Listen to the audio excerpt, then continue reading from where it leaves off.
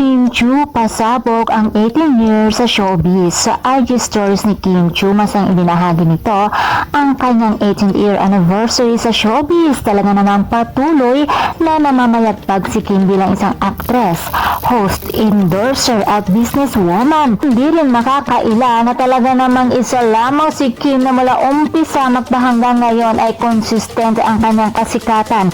Sunod-sunod at umaapaw ang blessing na kanyang natatanggap. Sa loob ng 18th year ay saksi lamang tayo sa kanyang mga pinagdaanan.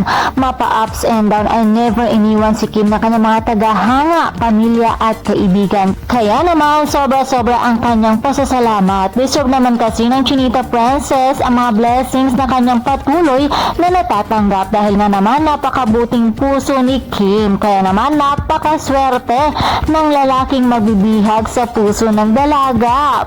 Aba, Paolo Avellino, galaw-galaw din, charot. At mula sa akin, yung chikang Shakador, ang kapitbahay ni Marites pagdating sa showbiz chismis. Congratulations, Miss Super Talented Kim Chiu.